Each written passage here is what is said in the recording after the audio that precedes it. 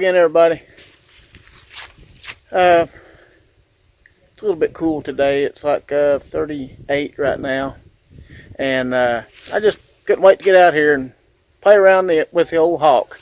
I got this Hawk 250 a little while ago and had it probably 2 weeks or something like that, not very long. But I've already made a couple of improvements, and I have one or two more that I'm getting ready to make to it right now. I'm going to take y'all along with me, but I was going to show you first what all I've done to it so far. Okay, first off, what I did, took off the carburetor right here, and I had to pry out the little carburetor adjustment knob. These bikes are made to run really lean to, I guess, pass the emission tests or whatever. So what I did, took the carburetor off, took the bowl off of it, and changed the main jet. It came with a 98 main jet. I've got a 115 in it right now.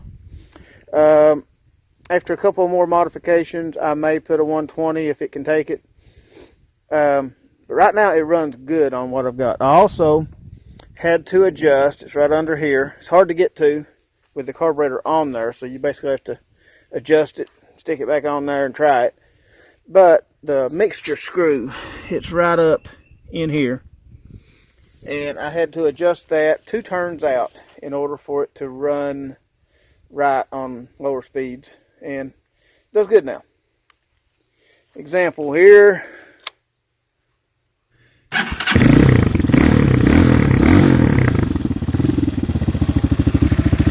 But it starts up pretty good and sets and idles. Now, when it's cold, you do have to mess with the idle screw. One other thing I did, I got my tags and got that going. That way I can legally ride it on the road now.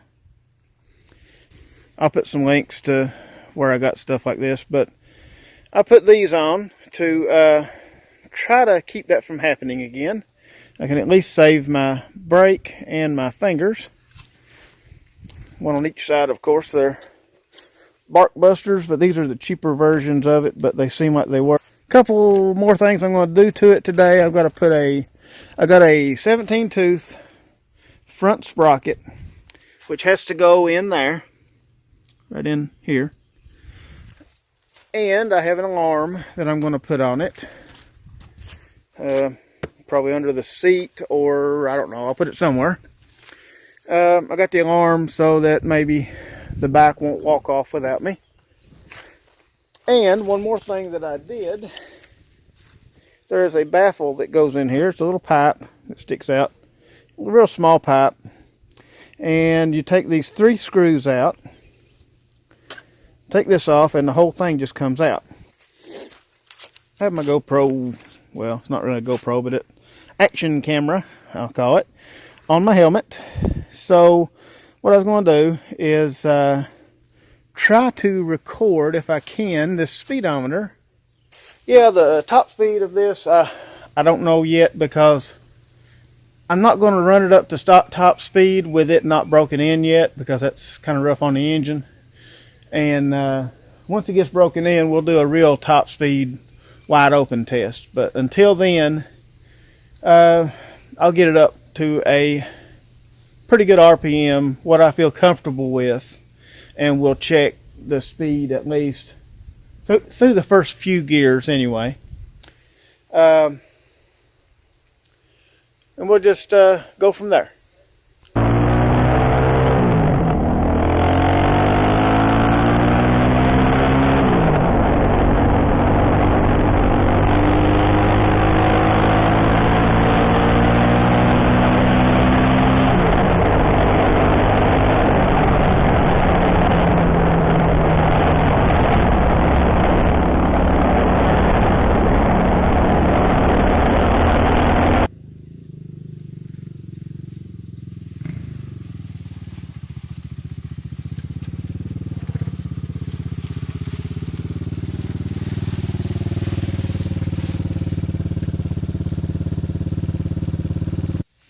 Okay, for the axle nut, you're going to need a 19mm on this side and a 17mm on this side. So what I'm going to do, I'm going to put that one on over there, this one on over here.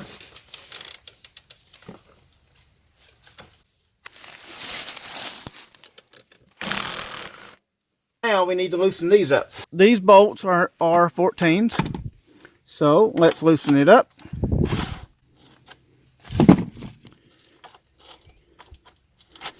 All the way out to there. Same thing on the other side.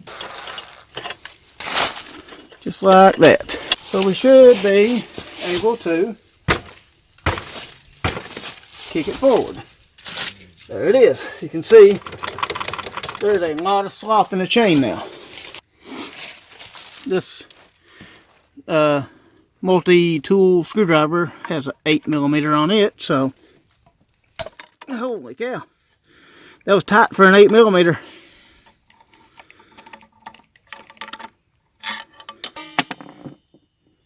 Okay, this one may have to push the shifter down to get it off, but there we go.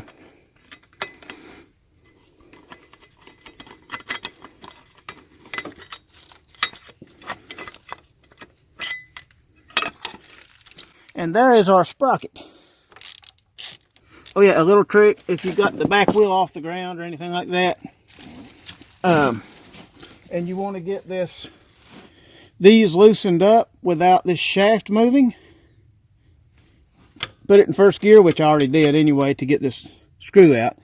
Let's take these off.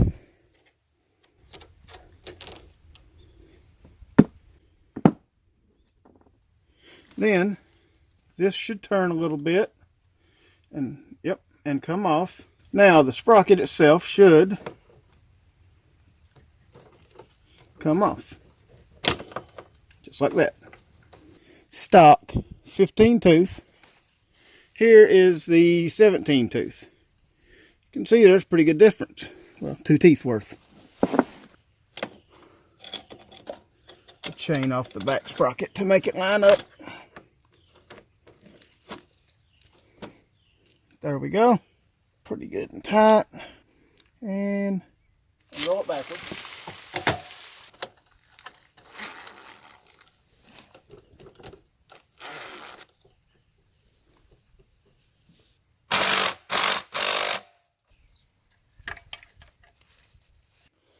Okay, so I have the seat off. And right here is supposedly one of the problems. Let me take these 4 screws out that's in it, and I'll show you what I mean. You got to do a lot of wiggling back and forth just to get this piece out of there. But then once you do, see what looks like a Briggs and Stratton filter in there. And this is in the airbox. As you can see, it's got a little piece in there, so the air gets a lot of turbulence as it's coming in, because there's not really, I mean, that's a restriction. Okay, that's a restriction, and it, as the air comes in, it goes back in here, some of it, and it causes a lot of turbulence, which slows the air down, makes it harder for the back to breathe.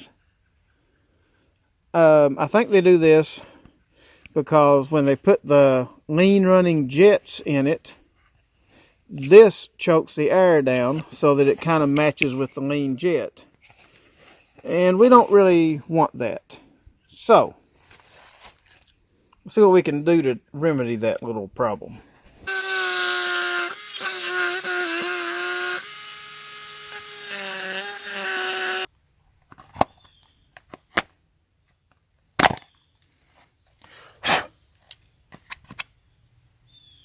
Yeah, beautiful. Maybe not beautiful, but it's functional. Okay, so that is the Airbox mod that everybody seems to do, and it should help the performance of the back. Okay, so now we have the front 17 tooth sprocket on the back. All that's left now is to test that little mod out and see what kind of a difference it makes.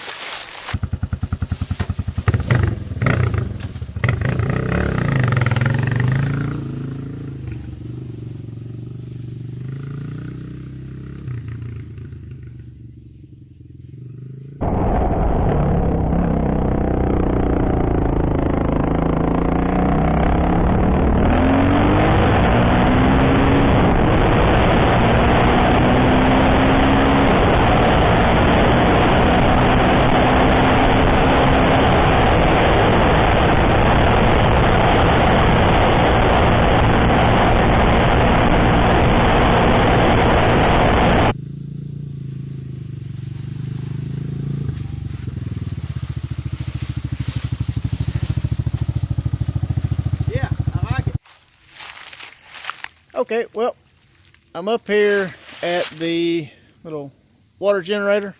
Just come up here to kind of check it out. Rode the old motorcycle up here, or the new motorcycle, and it did really good. It does good off-road and it does fair on-road. I mean, it's not a street bike specifically. It's more dirt than street, which is exactly what I wanted. This was a really fun ride because I got to ride on the road to where I could come off the road, come around, and come back down behind my house where the water generator is. So yeah, that was pretty cool. Got this little piece. You may recognize this. This is one of my spoons from my water generator, and it broke off. So it's still running. See it back there. It's still running, still charging my batteries in my cabin, but it's less efficient because it's lost one piece. Now, the next step, you can see this is kind of wore too a little bit. It's been running for what, 6 months, a year or something, I don't know. It's been running for a while, and it's lasted until now, before one piece broke off. Now I could just glue this back on and maybe get another 6 months out of it, because it's, you know, you can see it's not that bad wore. But I'm going to order an aluminum one, an aluminum pelting wheel, and put it on that generator and get a little bit more time out of it. Anyway, I guess that's probably going to about do it for this video. Pretty fun day. Got a little bit done. Tested out a few mods, and it really improved the drivability of the bike. Appreciate everybody watching, and I'll see y'all on the next one.